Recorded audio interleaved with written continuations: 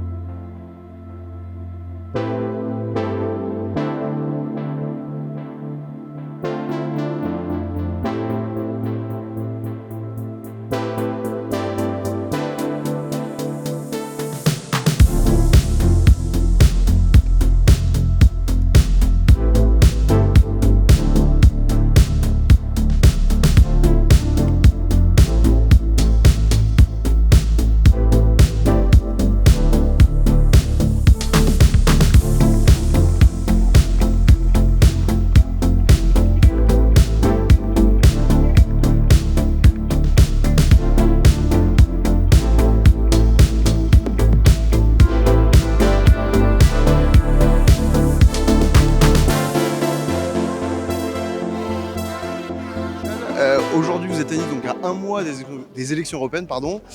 Pourquoi avoir choisi cette destination, tout simplement ?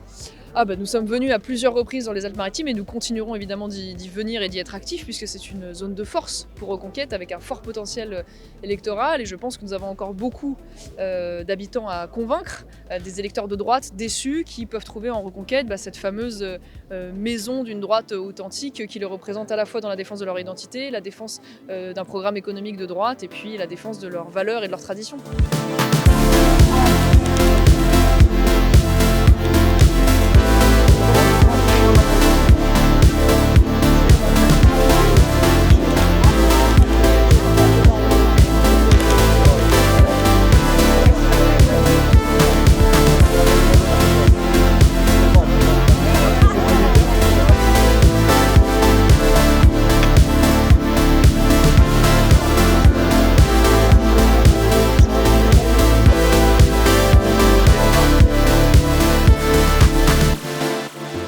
Des questions européennes. Hier soir, aux Éveilleurs, vous décriviez une Europe qui colonisait, on va dire, qui était colonisée par les États-Unis numériquement, par l'islam spirituellement, vous détaillez comme ça tout un tas de colonisations de l'Europe.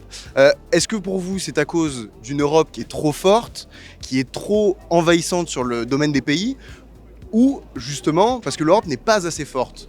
Moi je pense que c'est surtout parce que l'Europe est mal organisée et qu'elle s'occupe trop de sujets mineurs et de réglementations et de contraintes qui aujourd'hui affaiblissent à la fois notre économie, notre industrie et notre agriculture, et n'est pas assez présente au contraire sur les grands enjeux communs qui sont les nôtres, et en particulier sur la question de la souveraineté numérique, sur la question de la souveraineté alimentaire, sur le sujet de la protection de nos frontières face au déferlement migratoire. Donc tout l'enjeu justement de ces élections européennes, c'est de changer la majorité au Parlement européen, de le faire basculer à droite pour permettre un changement de cap politique et faire en sorte que l'Union européenne soit à la bonne place et au bon endroit. Parce qu'aujourd'hui, l'Union européenne, qui est d'ailleurs une institution avec une vraie carence démocratique, organise l'impuissance des pays plutôt qu'elle n'organise la puissance du continent. Et donc c'est ce à quoi nous devons nous attacher. Mais donc de là, vous ne voulez pas sortir de l'Union européenne, mais en même temps, vous voulez la réformer, alors qu'on sait très bien que l'Union européenne est d'une certaine manière très difficilement réformable, dans le sens où, composée d'un certain nombre de pays, il faut que tout le monde soit d'accord, et sauf que le problème, c'est qu'on est rarement tous d'accord. Sauf qu'il y a deux choses qui doivent nous rendre optimistes. La première, c'est qu'il y a de plus en plus de gouvernements au sein de l'Union européenne qui aujourd'hui basculent à droite, grâce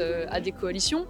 Donc c'est évidemment un signal très important. Et la deuxième chose, c'est que pour la première fois, tous les sondages européens le démontrent, nous pouvons faire basculer la majorité à droite au Parlement européen. Pour faire simple, depuis des décennies, nous sommes gouvernés par une majorité qui est composée à la fois de la gauche et du centre.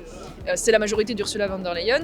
Et le groupe auquel nous appartenons aujourd'hui est le groupe de droite qui demain peut faire justement basculer cette majorité. Donc il ne faut pas sortir au moment même où nous avons tous les espoirs enfin de pouvoir prendre le pouvoir à Bruxelles. On a les meilleurs résultats à la ville, où on a les meilleurs résultats, ce sera aussi le cas aux européennes. Et puis on va vous l'arracher un peu, d'abord parce qu'elle doit aller acheter des fraises. Soyez nos ambassadeurs et je suis sûre que vous aurez des élus et nous aurons des élus pour porter la voix de la France au Parlement européen. Merci beaucoup en tout cas de votre travail.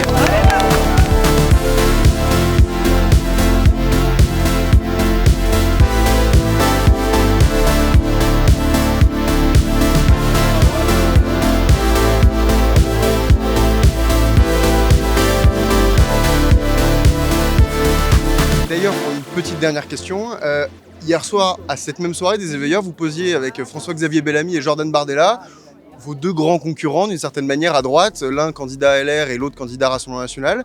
Est-ce que vous ne trouvez pas dommage que vous sépariez d'une certaine manière des personnes qui pensent globalement la même chose sur tous les grands sujets? Alors, vous savez, moi j'ai toujours été une ardente défenseuse de l'union des droites. Je considère que le seul moyen d'arriver au pouvoir est de travailler à des coalitions. Ce qui est vrai aujourd'hui, c'est qu'il y a trois partis qui ont chacun leurs particularités et leurs singularités. Moi, je n'ai pas aujourd'hui tout à fait les mêmes positions que le Rassemblement National. Pour faire simple, je suis peut-être plus proche du RN sur les questions identitaires, mais plus proche des LR sur les questions économiques, par exemple. Donc je crois qu'il ne faut pas dénier à chacun le droit d'exister. Maintenant, moi, je continue de penser, en effet, que, et je l'espère, que demain, nous serons en capacité de travailler ensemble au Parlement européen, ensemble peut-être en France après cela, mais à l'heure où je vous parle, ce sont le Rassemblement National et une partie des LR qui refusent cette hypothèse. Donc je le regrette, mais je suis sûre que le score aux élections européennes de reconquête changera probablement la donne.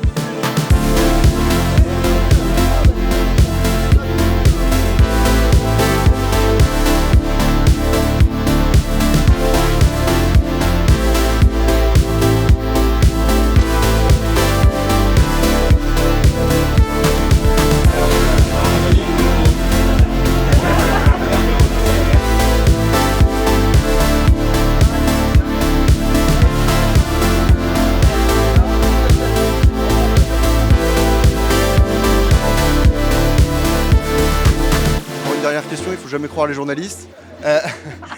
Est-ce que... Trois fois la dernière. Toute petite dernière.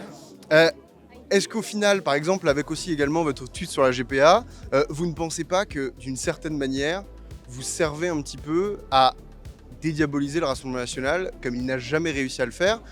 Ou est-ce que vous pensez que votre conviction et l'honnêteté dont vous avez fait preuve, qui est incontestable, vous sert?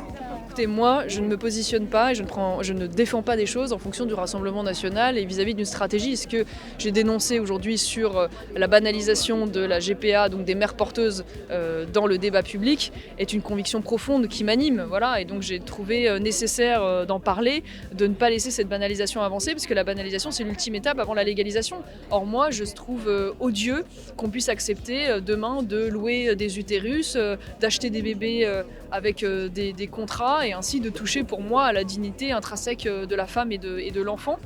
Donc je l'ai fait spontanément, qu'importe d'une certaine manière ce qu'en pense le Rassemblement National. Et puis au-delà de ça, nous avons manifestement une différence là-dessus, puisque le Rassemblement National, par la voix de l'un de ses députés, a expliqué qu'il ne remettrait pas en cause la reconnaissance à l'état civil en France des enfants nés de GPA à l'étranger. Donc d'une certaine manière qu'il acceptait le contournement de la loi, ce que moi je refuse totalement, puisque aucune espèce d'incitation ou de facilitation ne doit être acceptée pour Aujourd'hui, cette vous pensez être les seuls à être opposés à la GPA, alors que la GPA est illégale en France?